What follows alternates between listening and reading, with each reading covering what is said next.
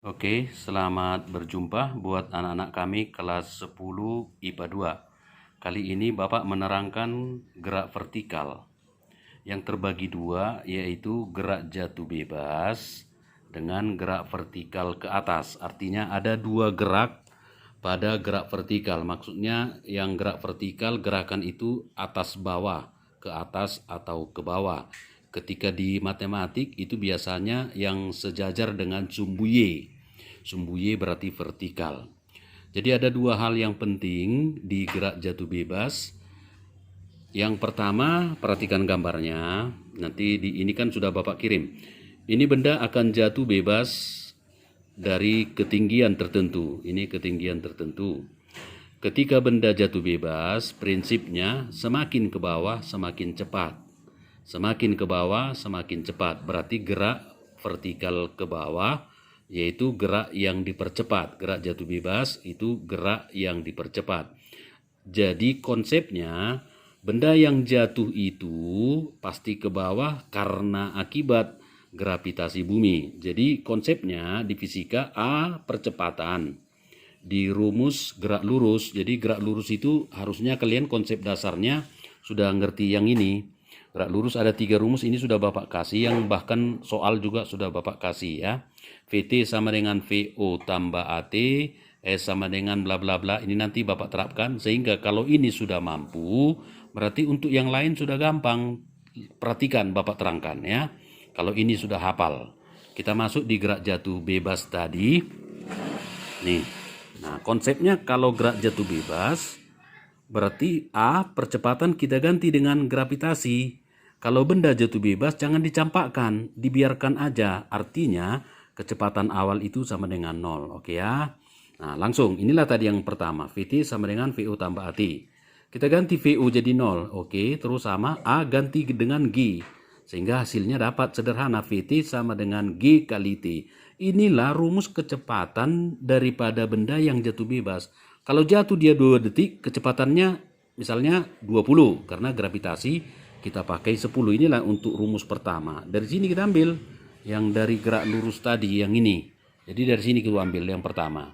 Nanti rumus kedua pada gerak jatuh bebas itu dari sini juga. Oke ya, ini yang kedua.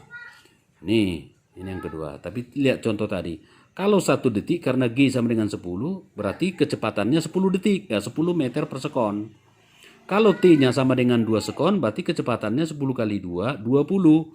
Ketika 5 detik, 50. 10 detik, 100. Ketahuan, berarti kecepatan benda semakin ke bawah, semakin cepat. Inilah rumusnya ya. Nah, kita masukkan rumus kedua tadi, S sama dengan VOT tambah setengah AT kuadrat. Nah, jadi dengan prinsip kalau rumus itu ke rumus gerak jatuh bebas, over aja, ganti aja. A jadi G, VO jadi 0. Lihat ini. Nah, Bapak ganti VO jadi 0, 0 kali T ya 0. Oke, A jadi G, yang lain sama. Ini rumus yang kedua tadi ya, dari gerak lurus ini. Nah, jadi kalau memang sudah hafal kita terapkan. S sama dengan VOT tambah setengah AT kuadrat. S-nya kan di sini nggak ada lagi. Udah ketinggian jaraknya. Jarak kita ganti dengan ketinggian. Jadi jarak dari atas ke bawah udah lebih tepat H, atau S kita ganti dengan H. Ganti H, VO jadi 0 sama A jadi G. Hasilnya ini. 0 tambah ini setengah GT kuadrat. Inilah rumus ketinggian gerak jatuh bebas, H setengah GT kuadrat. Nanti di soal semuanya kita pakai ya. Kita masuk ke rumus yang ketiga. Rumus ketiga tadi di sini ini ya. Ya ini dia, Bapak buat ke rumus yang ketiga. Ganti juga VO-nya jadi 0. A jadi G, S ganti jadi H. Hasilnya ini 2GH, ini jadi 0. Ini karena dia kuadrat, hilang kuadrat jadi akar. VT sama dengan akar 2GH. Perhatikan. Jadi hanya satu angka nanti yang diketahui dari bentuk soal gerak jatuh bebas.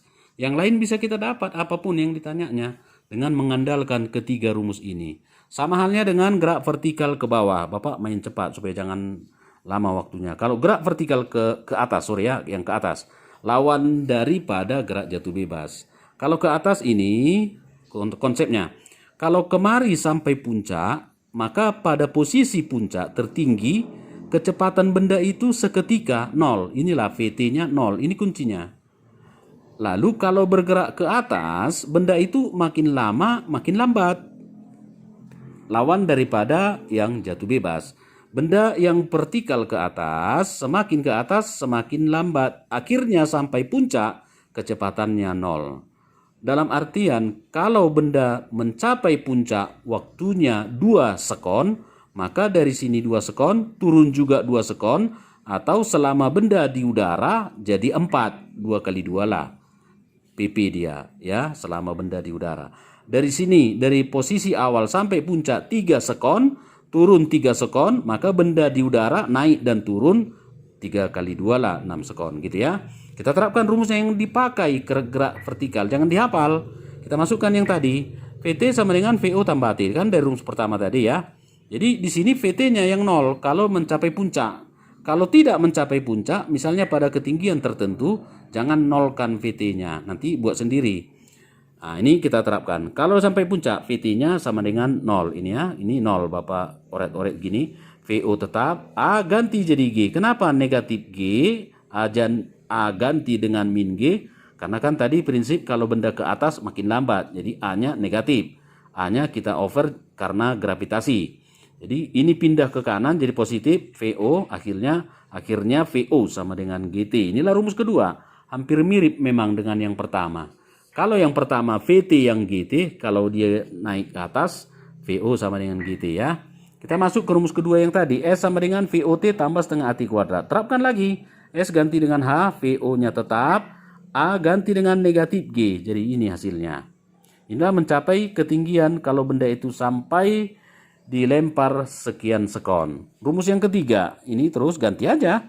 VT-nya tadi sama dengan 0, over ini jadi 0. Hasilnya 0, ini VO kuadrat sama A ganti jadi minus G. Itu aja yang berubah. Pindah ini ke sana jadi positif, kedua-duanya positif.